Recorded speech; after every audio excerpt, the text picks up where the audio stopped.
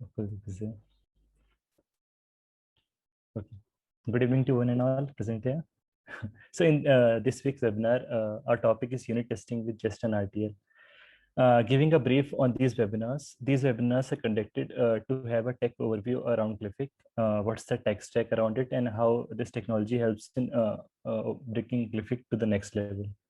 So in these webinars, we'll cover the tech stack of Glyphic, and in today's webinar, I'm just covering a part of that is unit testing with Jest and React testing library in the React. Okay, so I'll just start with it. So let's start with the topics that we're going to discuss in this webinar. And the topics that we're going to discuss is why do we need unit testing, the tools that we need for unit testing in React, and how we automated the testing with the help of GitHub workflows. So we are going through these 3 points in the next slides, and we're all going to cover and discuss the following points in these slides. Okay. Moving forward, I'll just give you a brief about what Glyphic is and how Glyphic helps NGOs to scale their operations. So Glyphic, let me tell you like what Glyphic is. Glyphic is an open source application, two-way open source communication platform that helps NGOs to reach to their beneficiaries. What happened in last year that due to COVID, many of the NGOs that do their ground operations were not able to help their beneficiaries in a way like they can't go to their beneficiaries and ask what the help do they need because of the physical restrictions of the COVID. So for that, we thought like how can we help NGOs through tech to reach to their beneficiaries, and we saw like mobile data is getting more and more cheaper, and each and every individual in the village level also have got access to smartphones, so they can easily access WhatsApp there. So we thought of making a platform where we can use automation to help the NGOs reach their beneficiaries and help them by just making them aware of various things through text messages on WhatsApp. So this is like an overall brief what Glyphic is. And if you want to know more about Glyphic, you can visit our website, glyphic.org, and you can know more features there. So coming back to the slide that we're going to discuss today, that is the unit testing in React with Jest and RTL. So before moving to that, there are some prerequisites that everyone should know before going into this the unit testing part. And the prerequisites are like, why do we need testing? A person should have a clarity before moving forward, like why do we even need testing? So testing is needed because to make our application bug free, to see like that application is working properly or not before making it to the production. So that is a basic like need of the testing. There are testing teams deployed. Quality assurance is there where we check in all the functionality of a system before deploying it to the place that we need to do. So this we should already know like why we need testing. Next, we should you should already know like what is the difference between automated and manual testing. In manual testing, usually a person tests the whole system before moving to a deployment. He tests all the edge case and scenarios of the system. But here we need a person or a group of people to test that system. But in automation testing, what we do is we write some code to test the system. There is no manual intervention needed there. So the system itself checks. So system checks itself with the help of the code that we have written. So why some people prefer manual testing over automated testing? So it has some constraints. Like whenever we write automated test, it takes some time. Like you need to figure out what are the conditions that we need to write test cases for, what all other factors that can be there in testing that component or in testing that application. So writing codes like usually takes time. And if you think about in percentage, the writing of functionality takes about 50% and the rest it takes in the testing part. So that's why some people like don't prefer to write automated test case, and instead they think like if we can if it's a small application and we get tested manually, then we don't need the automatic test in that case. So these are some prerequisites that you need to like have a knowledge of before moving forward of unit test, what we need to do in unit testing. Any questions here? No? Okay, let's move forward. So next I will talk about like what are the types of automation tests that we can write in an application. And there are primarily three types of automation testing that can be done. And these are the unit testing, integration testing, and end-to-end testing. In unit testing, what we do is we test individual components. Individual components, like you can say a button, a list of a drop down, a radio button. So we'll check like if this radio button on click, if it's working properly, if the color is changing on some event change or something like that. So we test individual components in unit testing. Next, we have integration testing. In integration testing, we bind up those individual modules and test it together. Like on say a button click, my draw on a button click, like my card flips, or on my button click, some event happens that changes the page. So that comes in integration testing, where two or more things are connected together, and change in one thing, we can test it as the application level. In unit testing, what we miss is also like we test individual components, so we don't think about the overall picture, like the database connection, like the backend connection. So we usually mock those calls. But integration testing, we test in a real environment where we have the database connection also, and have each and everything like in a real case application. And finally, we have end-to-end testing, where we test the system from one end to another, and completely test the system with each and every functionality. So that is the three main types of automation testing that we do. Okay. Okay. Any questions in these types? So in integration testing, so you said that we test it on live site, or you mean that on staging, or You can integration tests can be done on anywhere, like on staging, on local, or on production. But the main purpose is like to test some three or four modules together, like on a button click, what should happen. So that can be done on any environment, not necessarily on dev or necessarily on staging. okay, So so yeah. so if we test that on production, then what about the data? Means that is the test data, right? So uh, is it necessary to store this type of test data in the production database? No, so these test cases are written separately in a code. So these run on that. They will not run on that system. It will run on a separate system. It's like testing some other system through our system. So we'll check like if I go to that place and click on something, this event should be done. So let's take an example. I go to Cliffic Hmm. and I put in my credentials, done the login part. So that I will test with the written code in integration testing. Okay. Is a question, or are you asking something else? Means I want to ask that the credential that we are storing Okay. in production develop means are they required to be in the production, or we are using some other database for testing purpose, or I mean, the credentials are not necessarily needed for the testing part. Or even if we need them, then we store it secretly, like in GitHub secrets, where we can pick them up from secret file and then we can put in the credentials. Uh, Sorry, I did not understand the question completely. so so suppose I want to test the workflow in production. So first I need a user account, right, Okay. where I can log in. So Okay. that user is a test user, right? Okay. That, yeah, that of uh, course is a test user. so I want so do we need to store that test user data in the production database, Okay. because Ideally, yeah. that can affect the analytics part, right? But we usually have one account for primarily for the admin or the user test. Hmm. That does not affect the overall system. Okay. So it means we store that credentials in the production database. Yeah, Yes. that's yeah. Okay. Hmm. So means it can be an admin account, it can be any account, but that is stored there. Okay. Yeah. Okay. Any other questions? Okay, so let's move forward.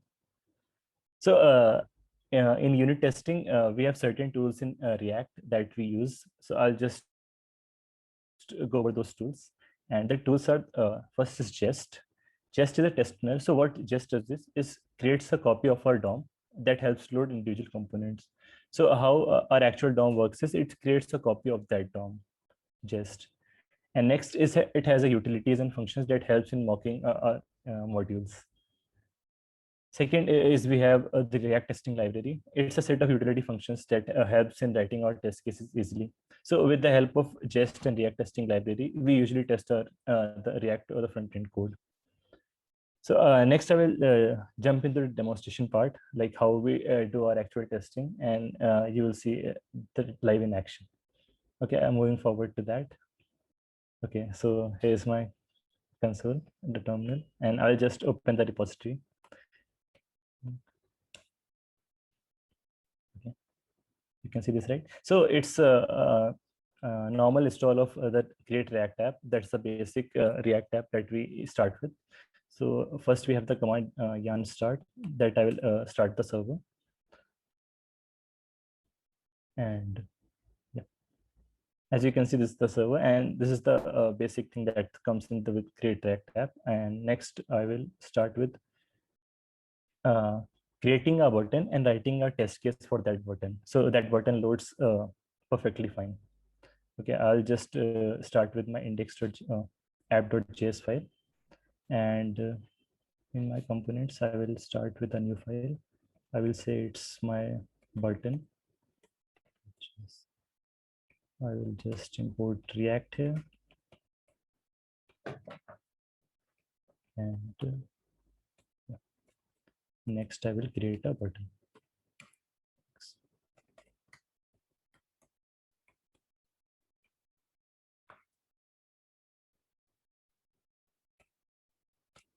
Okay, a button should have ideally a label. I will wrap it inside a div. It should ideally have a label. Label can be, this is my button. And next I will create a button. This can be button.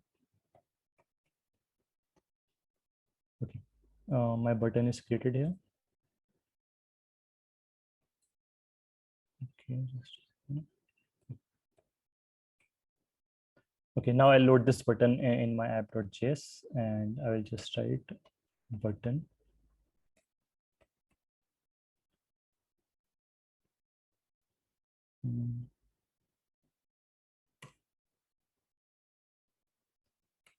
Import.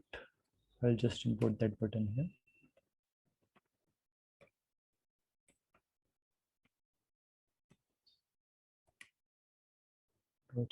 /components and button.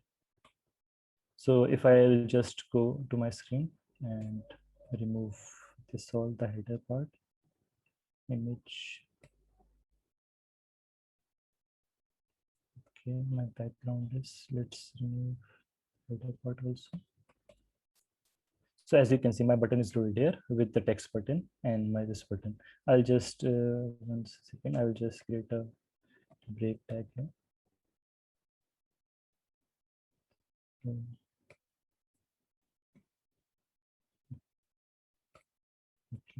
Now you can see this is the button, and this is my button. Now I'll just test like this button is completely fine or not.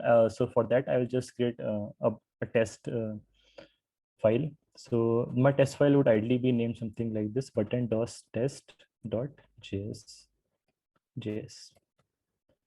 So for writing a test, I will just import first a render function from our testing library.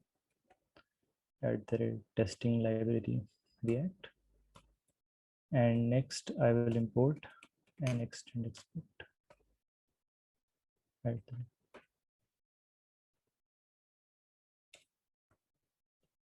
Okay. These two files are needed for initializing the test case. And so now I will start writing my first test case. And how we write test cases usually starts with an it. And next we write something about the test case, like what the test case does. So I'll start with like shows my correct label. Okay.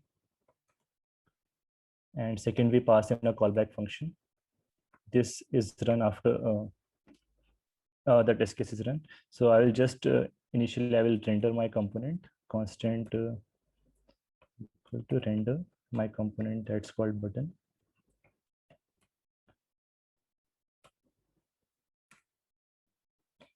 So my button component is rendered first and get by text.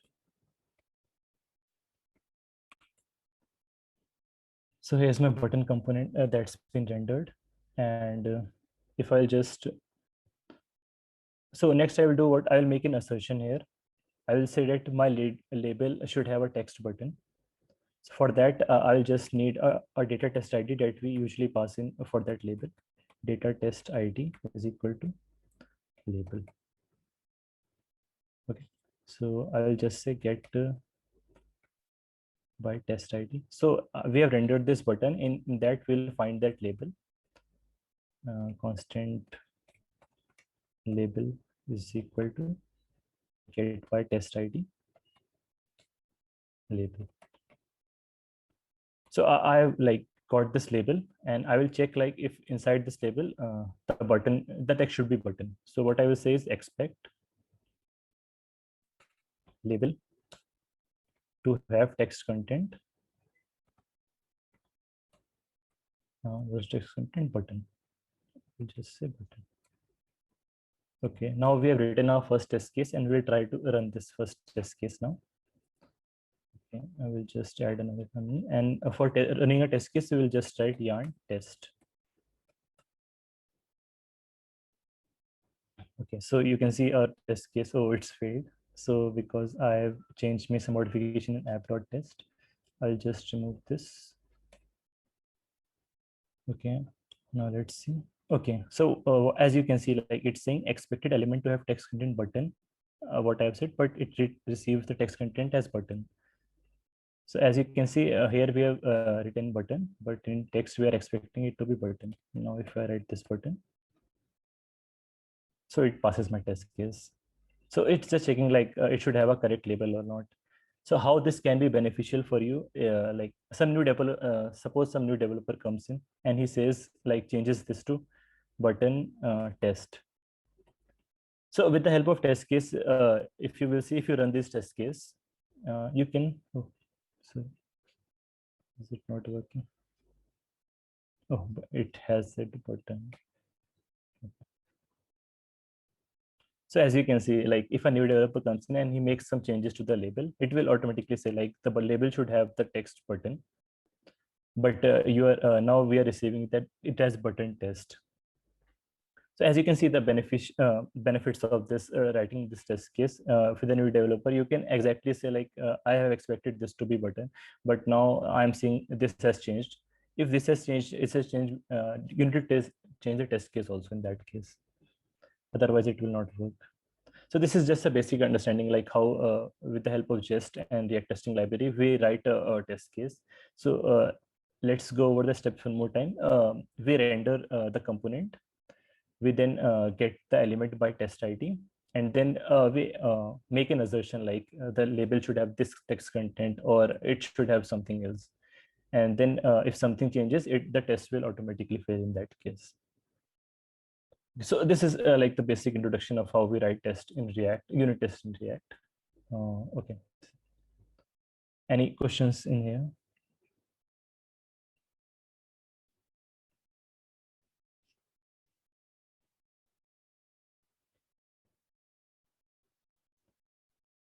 No. Yes, Shimon, apart from React, means what you demonstrated, are there other libraries as well in React for writing test cases? And where are some of the areas where you see a benefit of it? Okay, so there are a couple of more libraries similar to React testing library. Like there is Enzyme. There's one more, but yeah. So React testing library is the official and I mean the preferred one with React. So that is why we are going with it. And what is the second question, Akhilesh? What were the advantages of Jest an RTL? Okay, So it helps us to simulate like how our button would work and how our individual components would work. So next time if a new developer comes in, or if sometimes we forgot like this functionality actually existed, so our test case will easily show like the label should be this, and if I clicked on something, then this should happen. So I will always be mindful, like I will always be mindful and happy, like if my application would not break in that case if some new developer or new code comes in. My test case will take all the responsibility that it works perfectly fine if something else changes. So there's also one more concept of the test coverage. So we in test coverage we usually measure like are all the areas covered for the test cases or not. In that way we'll have one more surety, like everything is covered with the test, and we don't have to worry about anything anymore. If something changes, it will not break the system because the test will fail first, and we can see like what are the changes that we need to update.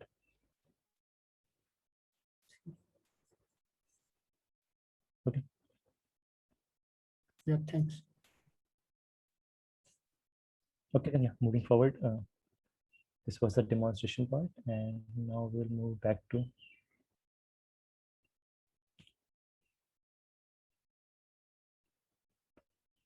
okay. Hmm, just a second. What's stuck?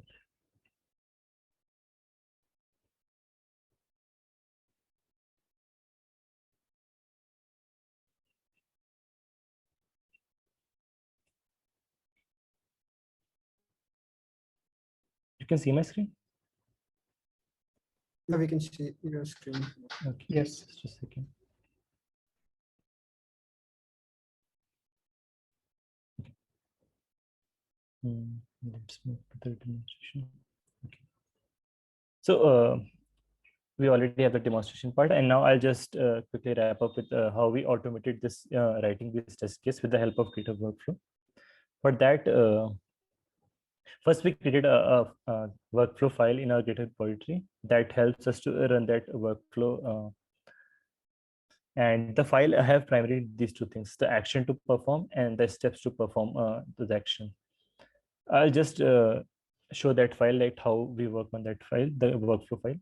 So the workflow file says that if some branch is pushed against master, then this job should run. So the job is primarily, we will run this on the latest Ubuntu OS. We will install all our dependencies with yarn install, and then we will run the yarn test case. So if it fails any test case, it will show a cross mark in the PR, and if it completes all the test case, then it will upload that coverage to CodeCurve. So if I just show a demo, like we have these PRs, and if I go to unit test, this is the unit test workflow. So as we have written the steps, so it installed all the dependencies here. It's a Ubuntu OS that's running on the CI, and then it ran all the test cases, and then finally it uploaded that the test to the CodeCurve, where the CodeCurve commented on our repository that this test case is 75%, and it is increased to 75.99%. So that is the overall workflow, how we do this in Glyphic, and how we measure the test case, the code quality and coverage. So this is how we automate that in Glyphic. Any questions here? No? Okay then. Yeah, that's it from my side.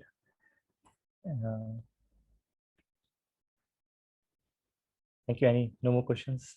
So then here I will wrap up this today, and looking forward to our next webinar. Okay then. All right then. Bye-bye.